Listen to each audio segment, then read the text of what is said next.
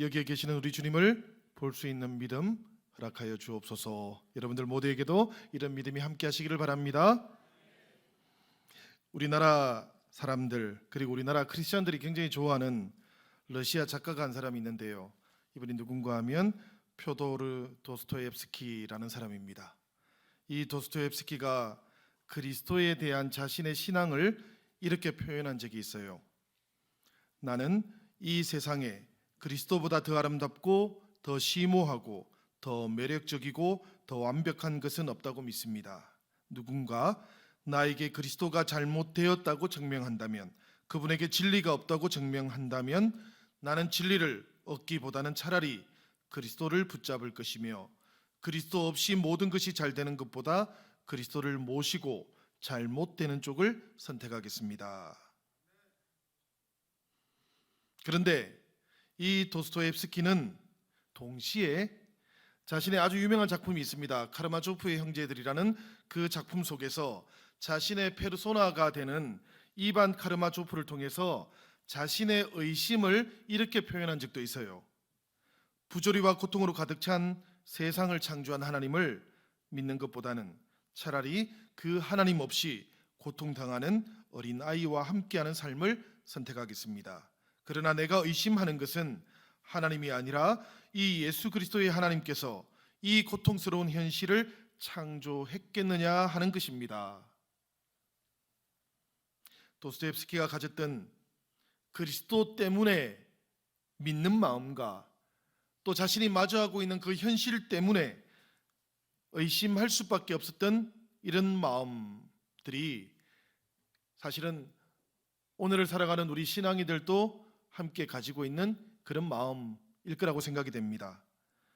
이런 믿는 마음과 의심할 수밖에 없던 마음하고 결이 조금 다르기는 한데, 마태복음의 말씀을 보다 보면 우리는 믿으면서 의심했던 제자들에 대한 이야기를 많이 발견하게 됩니다. 우리가 마태복음 14장 28절로 33절에 보면 믿으면서 의심했던 베드로를 우리는 보게 돼요. 베드로가 주님에게 이렇게 말씀했습니다. 주님이시면 물 위로 걸어서 주님께로 오라 명령해 주십시오. 주님께서 오라 말씀하시니까 베드로가 물 위를 걸어가지 않습니까? 몇 걸음을 걸어가다가 성경을 보면 무서움에 사로잡혀서 물에 빠져 들어가게 되었다라고 그렇게 전하고 있습니다. 믿으면서 의심하는 베드로에 대한 이야기죠. 마태복음 28장 8절을 보면 막달라 마리아와 다른 마리아가 안식 후 첫날 무덤에서 천사로부터 주님의 부활에 대한 소식을 전해 듣게 되었습니다. 주님께서 살아나셔서 너희보다 먼저 갈릴리로 가시니 거기서 주님을 뵙게 될 것이다 하여라. 이 천사의 말을 전해 들은 막달라 마리아와 다른 마리아의 반응이 어떠했는가 하면 성경은 우리에게 이렇게 전합니다. 여인들은 무서움과 큰 기쁨이 엇갈렸다. 무서움과 기쁨이 엇갈리는 상태를 맞이하게 되었다 그럽니다. 오늘 우리가 봉독했던 마태복음 28장 17절의 말씀을 보면 예수를 뵙고 경배하였다. 그러나 의심하는 사람들도 있었다라고 전합니다. 이 말씀은 원래 헬라어 성경으로 보면 아주 짧은 문장으로 되어 있어요. 그들은 경배하였다. 그들은 의심하였다라고 되어 있습니다. 이 문장을 그래서 이어서 이렇게 번역하기도 합니다. 경배하는 그들은 의심하였다. 사실 의심이라는 것을 하지 않는 사람은 없으십니다. 모두가 존경할 만한 믿음의 사람들도 의심이 전혀 없는 인생을 살지는 않았습니다. 그들도 우리처럼 의심이 공존하고 있는 그런 상황 속에서 살았던 것입니다. 그런데 그럼에도 불구하고 그들이 믿음의 사람으로 존경받게 된 것은 그들이 영적인 싸움을 통해서 끊임없이 의심에 머물러 있지 않았기 때문이에요. 믿음과 의심이 공존하는 세계 가운데 있지만 그러나 의심 가운데 머물러 있지 않기 위해서 끊임없이 영적으로 싸워왔기 때문에 그들은 믿음의 사람으로 존경받을 수 있게 되었던 겁니다. 시카고에 있는 윌로 크릭 교회에서 말씀 사역을 했던 존 오트버그 목사님이라는 분이 계시는데요. 이분이 믿음과 의심이라는 책을 쓰셨습니다. 이 책의 제목만 보면 사람들은 이 책에는 믿음과 의심이라는 주제를 다루고 있을 거다 이렇게 생각을 합니다마는, 그런데 저자가 말하기를 자신이 이 책에서 중요하게 다루고 있는 내용은 과였다라고 얘기합니다. 여러분, 믿음과 의심 사이에 뭐가 있습니까? 제가 말씀드리니까 아시겠죠? 믿음과 의심 사이에는 과가 있습니다. 그런데 여러분, 이분이 존 노트버그 목사님이 말씀하시는 내용이 이런 겁니다. 믿음이라는 현상과 의심이라는 현상 각각을 살펴보기보다는 의심하는 마음이 어떻게 믿는 마음으로 변화되어지는가에 관심을 두고 이 책을 썼다라고 그렇게 얘기합니다. 본래 의심이라는 영어 단어 다우트라는 단어가 있는데요, 이 단어는 라틴어 두히비우스라는 말에서 유래가 되었어요. 이 두히비우스라는 말을 가만히 나누어 보면 그 안에 어떤 단어가 있는가 하면 둘이라는 뜻을 가지고 있는 듀오가 들어있고요, 그 다음에 가지다라는 뜻의 하베오라는 단어가 들어있어요. 그러니까 의심이라는 말은 본래부터 두 개를 가지고 있다라는 이런 뜻입니다. 독일 말에서도 이 의심이라는 말이 뭐라고 하는가 하면 페어츠바이펠이라 그래요. 이 페어츠바이펠 안에 단어가 어떤 단어가 들어있는가 하면 쯔바이라는 단어가 들어있는데 이게 둘이라는 뜻입니다. 여러분, 결국에 의심이라는 단어는 둘 사이에서 왔다 갔다 하다가 요동치고 흔들리게 되는 그런 마음의 상태를 가리키는 것입니다. 그러면 여러분, 만약에 그런 뜻이라면 의심을 극복한다라는 뜻도 아주 분명한 것 같아요. 뭔가 하면 두 마음이 한 마음이 되는 것, 그것을 의심을 극복하는 것이라고 말할 수 있겠습니다. 요동치고 흔들리는 마음, 이 마음이 의심 쪽으로 기울어지게 되면 그때 이 마음은 불신이 됩니다. 최소한 의심은 아닌 거예요. 이미 불신의 단계로 넘어가는 겁니다. 또 그런가 하면 이 마음이 신뢰 쪽으로 기울어지게 되면 그때 이 마음의 상태는 믿음이 되는 것이지요. 우리가 성경을 보면 바울 사도는 하나님의 뜻을 잘 알았던 사람입니다. 그렇지만 동시에 바울 사도는 자신이 하나님에 대해서 얼마나 아는 것이 없는지도 잘 알았습니다. 그래서 바울이 고린도전서 13장 12절에서 이렇게 고백하고 있지요. 우리 같이 한번 이 말씀을 읽어보면 좋겠습니다. 다 같이 시작. 주님, 지금은 당신에 대해 조금밖에 알지 못합니다. 마치 희미한 거울 속에서 당신을 보듯이 말입니다. 하지만 그때에는 얼굴과 얼굴을 대하여 완전하게 볼 것입니다. 이제는 내가 부분적으로 막연하게 알지만 그때에는 주께서 나를 아신 것 같이 내가 온전히 알 것입니다. 바울도 하나님에 대해서 희미하게 알고 있다 그랬습니다. 지금 우리는 하나님에 대해서 마치 희미한 거울을 보듯이 그렇게 알고 있습니다 라고 고백했어요. 그 얘기는 희미한 만큼 믿음뿐만 아니라 의심의 가능성도 존재한다는 이야기입니다. 그런데 이 바울은 이렇게 고백하는 거예요.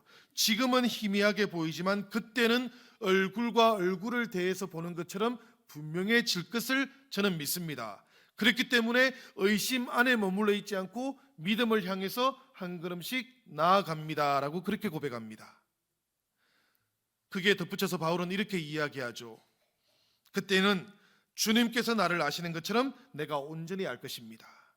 비록 지금 나는 주님을 희미하게 알지만 그러나 희미하게 아는 이 순간에도 주님께서 나를 분명하게 알고 계시다라는 것, 이것은 제가 알고 있습니다. 주님이 나를 분명하게 아시니 그 믿음을 따라서 저는 의심을 걷어버리고 주님을 향해 나아갑니다. 이 바울의 선택과 결단이 사울을 바울되게 했던 것인 줄로 믿습니다. 의심할 수 있는 상황 속에서 의심에 머물지 않겠다라는 이 바울의 결단이 바로 믿음의 사람을 만들어내었던 것이죠. 사랑하는 여러분, 바울처럼 우리도 믿음과 의심이 공존할 수 있는 세상 가운데 살고 있습니다. 그렇지만 우리들 모두가 다 의심에 머물러 있지 않고 믿음으로 나아갈 수 있기를 바랍니다. 주님께서 우리를 확연하게 아시니 비록 우리는 지금 주님을 얼굴과 얼굴을 대하는 것처럼 알지 못한다 할지라도 우리를 아시는 주님의 의지에서 우리가 주님께 나아갈 수 있기를 바랍니다. 사람들이 의심하는 이유가 있다 그래요. 예컨대 도스토옙스키가 이반 카르마초프의 입을 빌어서 말하고 있는 것처럼 자신이 의지하고 있는 그 믿음과 자신이 마주하고 있는 그 현실이 일치하지 않을 때 사람들은 의심할 수 있게 된다고 합니다. 또 그런가 하면 베드로처럼 두려움이 믿음을 압도하게 되어버리면 그때는 의심할 수 있게 되기도 한답니다. 마태복음을 연구했던 성경학자들에 따르면 이 마태복음에 나오는 초대교회 성도들에게는 한 가지 특징이 있었다 그럽니다. 그게 뭔가 하면 이 마태복음에 나오는 초대교회 교인들은 한 사람도 빠짐없이 회당으로부터 분리된 사람들이었다 그래요. 이 초대교회 성도들은 부활하신 예수님을 그리스도로 믿고 따랐습니다. 그러다 보니까 유대인 회당을 중심으로 했던 유대인들의 삶으로부터는 스스로 분리되었던 사람들이라 그래요. 그러니까 이 사람들은 예수 그리스도를 믿음으로써 유대적인 삶으로부터 떠나는 모험을 선택했던 사람들. 그런데 그러다 보니까 어쩔 수 없이 유대인들의 삶의 현실 속에서는 삶의 위태로움도 경험할 수밖에 없었던 사람들이었다, 그렇게 이야기를 합니다. 목숨을 위하여 무엇을 먹을까, 무엇을 마실까, 몸을 위하여 무엇을 입을까 염려하지 말아라. 우리 주님께서 이렇게 말씀하신 그 까닭이 이해가 되지요. 그러니까 믿음을 선택한 것 때문에 유대인으로 사는 삶이 그만큼 위협받게 되었다라는 이야기입니다. 무엇을 먹고 무엇을 입을까 염려해야 할 만큼 그래 되었다는 이야기예요. 누구든지 사람 앞에서 나를 인정하면 하늘에 계신 내 아버지 앞에서 그를 인정할 것이요, 누구든지 사람 앞에서 나를 부인하면 나도 하늘에 계신 내 아버지 앞에서 그를 부인하리라. 주님께서는 이렇게 말씀하기도 하셨지만 그러나 모든 제자가 다 믿음 안에서 의연했던 것은 아니었던 모양입니다. 흔들리던 제자들도 있었던 것 같습니다. 염려했던 제자들도 있었던 것 같습니다. 그래서 주님께서는 이렇게 말씀하신 것이지요. 같이 한번 읽어보도록 하겠습니다. 또 너희가 어찌 의복을 위하여 염려하느냐? 들의 백합화가 어떻게 자라는가 생각하여 보라. 수고도 아니하고 길쌈도 아니하느니라. 그러나 내가 너희에게 말하노니 솔로몬의 모든 영광으로도 입은 것이 이 꽃 하나만 갖지 못하였느니라. 오늘 있다가 내일 아궁이에 던져지는 들풀도 하나님이 이렇게 입히시거든 하물며 너희일까 보냐. 믿음이 작은 자들아. 이 말씀을 들은 사람들은 믿음이 없는 사람들이 아니었습니다. 여러분, 이 말씀을 들었던 사람들은 믿는 사람들도 아니었습니다. 누가 예수님으로부터 이 말씀을 들었습니까? 여러분, 믿음이 작은 자들이 들었습니다. 이 믿음이 작은 사람들, 성경이 이렇게 번역해 놓고 있는데 원래 예수님께서는 뭐라고 불렀는가 하면 오리고피스토이라고 그렇게 불렀어요. 이 사람들을. 오리고피스토이라는 이 말의 뜻이 무엇인가 하면 하나님을 믿으면서도 염려와 걱정으로 흔들리는 사람들이라는 뜻입니다. 하나님을 믿으면서도 염려와 걱정으로 흔들리고 있는 사람들. 그런데 여러분, 초대교회에는 이 오리고피스토이하고는 다르게 스스로 자기를 이렇게 부른 사람들도 있었어요. 파울로스 아메림노스, 마리아 아메림노스, 게바 아메림노스. 제가 공통으로 부른 이름이 있는데 그게 뭐죠? 아메림노스입니다. 이 아메림노스라는 뜻이 뭔가 하면 염려하지 않는 사람들이라는 뜻이에요. 이제 곧 우리가 세례식을 가지겠습니다마는 초대교회에서는 세례를 받은 사람들은 누구나 할 것 없이 이런 이름을 가졌다 그럽니다. 세례명을 가지는 것처럼 이제 그리스도 안에서 그리스도와 연합되었으니까 당신은 염려하지 않는 사람입니다. 아메림노스입니다 라고 그렇게 불렀다 그래요. 사랑하는 여러분, 여러분들도 염려하지 않는 사람들이 되기를 바랍니다. 범죄한 후에, 에덴에서 범죄한 후에 아담과 하와는 하나님과 나뉘어진 존재가 되었습니다. 하나님과 나뉘어지니까 사람의 마음도 하나님을 향하는 마음이 있는가 하면 자기를 향하는 마음이 생겨버렸습니다. 두 마음을 가진 존재가 되었다라는 이야기예요. 성경은 이렇게 두 마음을 가지게 된 사람을 뭐라고 불렀는가 하면 메로스라고 그렇게 불렀습니다. 이 메로스라는 말은 나뉘어진 인간이라는 뜻입니다. 이렇게 나뉘어진 마음을 가지게 된 사람에게는 근본적인 특징이 하나 나타나게 되었는데 그게 뭔가 하면 메림나오, 이 뜻이 뭔가 하면 염려하다라는 뜻이에요.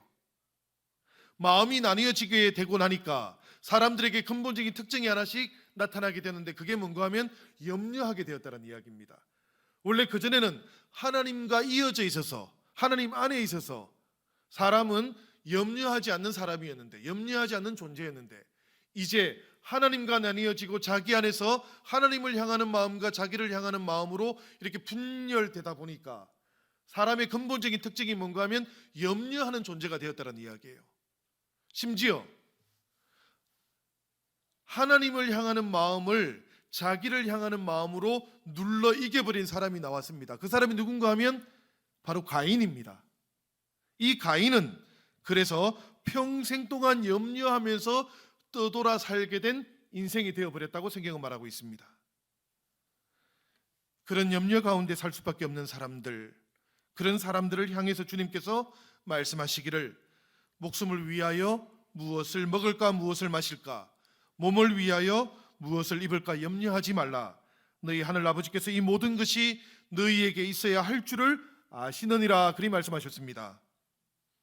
성도 여러분, 우리가 성경을 보다 보면 여러 말씀 속에서 염려를 주님께 맡기는 믿음의 연습을 하라는 그런 말씀과 만나게 됩니다.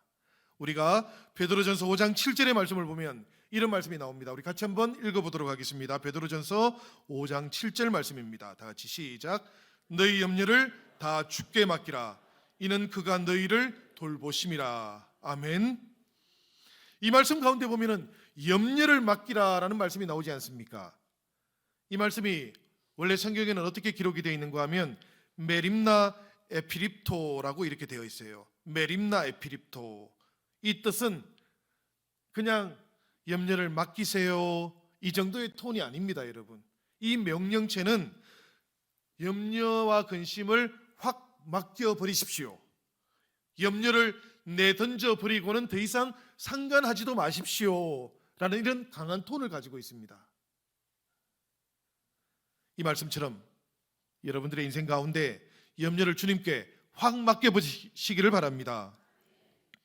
우리가 믿음과 염려 사이에서 의심하고 근심하면서 살지 마시고 염려는 주님께 온전히 맡기시기를 바랍니다.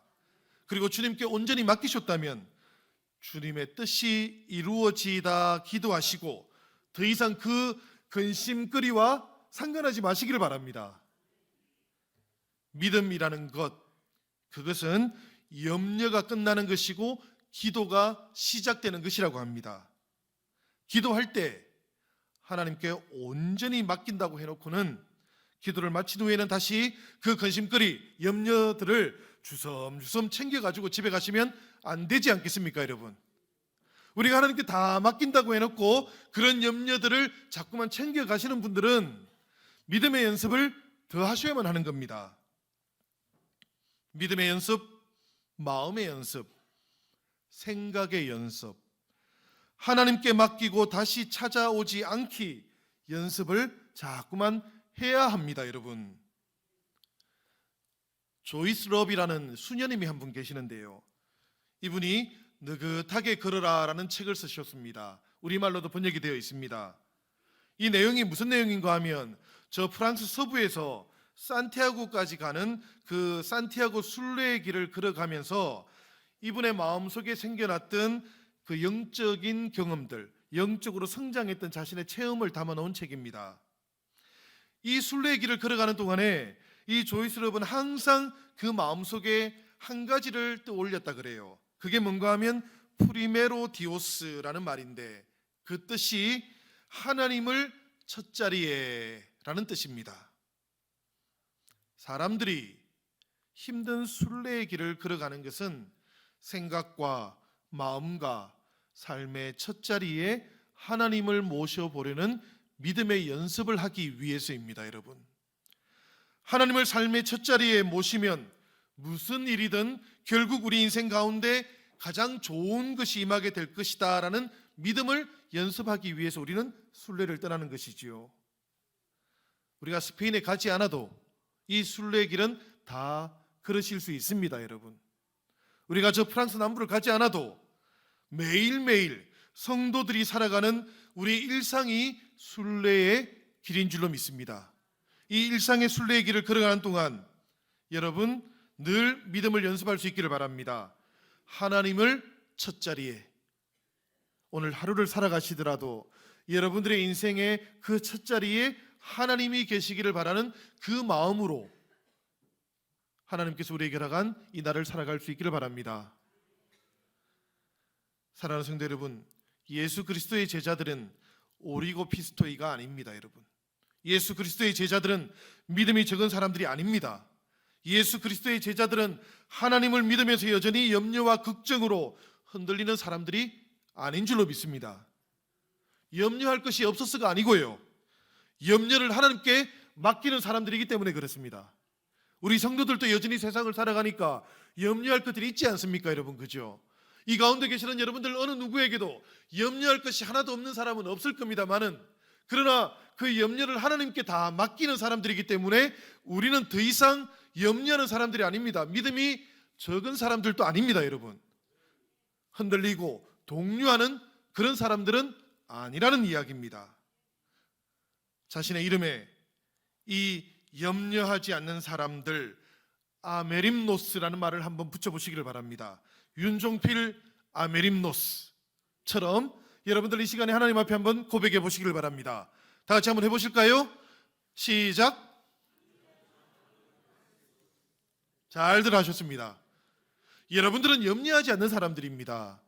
여러분들이 예수 그리스도와 함께, 예수 그리스도가 우리를 그분의 형제 자매로 받아들인 그 순간부터 우리는 하나님 안에서 염려하며 사는 인생들은 아니게 된 겁니다. 여러분, 그러니까 우리가 이렇게 고백하는 게 맞습니다. 하나님, 저는 염려하지 않는 사람입니다. 저는 주님께 모든 것을 맡긴 사람입니다. 그러니까 주님께서 나의 인생을 살아주십니다. 저는 아메림노스입니다.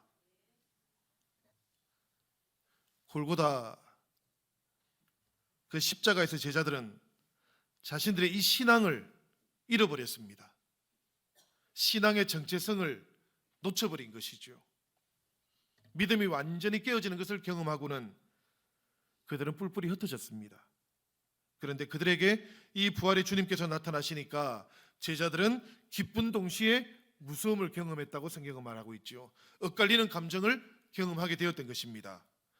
의심과 절망을 떠나보낼 만한 충분한 시간을 가져보지도 못한 채 그들에게 희망이 불쑥 찾아와 버리니까 제자들 마음이 그러했다는 이야기입니다. 예수를 뵙고 경배하였다. 그러나 의심하는 사람들도 있었다라는 말씀은 바로 그런 제자들의 마음의 상태를 알려주는 것입니다. 경배하는 그들은 의심하였다. 성도 여러분, 이 제자들의 의심은 미처 수습되지 못한 의심이었습니다. 이 제자들의 의심은 소명이 새로워지면 사라질 수 있는 의심이기도 했습니다. 그래서 주님께서는 이 제자들을 책망하는 대신에 그들의 소명을 새롭게 하고자 하셨던 것입니다. 그들에게 새로운 사명을 맡겨주신 것입니다. 염려하며 사는 예전의 삶으로 마음이 기울어져 있는 제자들을 향해서 다시 새로운 소명을 통해서 하나님께서 열어가시는 인생으로 새롭게 초대해 주셨던 것이에요. 갈릴리라는 곳을 한번 생각해 보시기를 바랍니다. 주님께서 십자가에 달리시기 전에 사랑하는 제자들에게 갈릴리에서 다시 만나자 그리 말씀하셨습니다. 예루살렘에서 다시 만나자 이렇게 말씀하지 않았습니다. 그렇죠? 골고다에서 다시 만나자 이렇게도 말씀하지 않았습니다. 갈릴리에서 다시 만나자 주님께서 이렇게 말씀하셨는데요. 이 갈릴리는 주님과 제자들 모두에게 소명이 시작되었던 장소였습니다. 이 갈릴리는 예수님과 제자들이 더불어 하나님의 나라를 꿈꾸었던 자리입니다. 이 갈릴리는 하나님의 나라, 그 나라의 삶을 배우고 익히던 현장이기도 했습니다. 그래서 예수님께서 제자들에게 갈릴리에서 다시 만나자, 소명의 땅에서 다시 만나자 이렇게 말씀하셨던 거예요. 저는 저와 여러분들이 의심과 믿음 가운데 머물러 있다면, 때때로 우리가 이 의심 가운데 흔들리는 경험을 한다면 다시 한번 이 갈릴리를 회복할 수 있기를 바랍니다. 내 인생 가운데 소명의 땅이 어디인지를 돌아보실 수 있기를 바랍니다. 의심이 자라날 때, 내 안에 소명이 회복되어야 할 때 주님께서 우리를 부르시는 그곳이 있기를 바랍니다. 소명의 땅을 가진 성도들이 되시기를 바랍니다. 이 소명이 회복되어서 주님께서 제자들에게 맡기신 그 사명, 너희는 가서 모든 민족을 제자로 삼아서 아버지와 아들과 성령의 이름으로 세례를 주고 내가 너희에게 명령한 모든 것을 그들에게 가르쳐 지키게 하라는 이 사명을 감당하는 저와 여러분이 되기를 바랍니다. 우리 영신교회가 바로 이 소명을 회복하고 온전히 믿음으로 세상을 구원하는 그런 주님의 교회가 되기를 우리 주님의 이름으로 축원합니다. 우리 같이 찬송하도록 하겠습니다.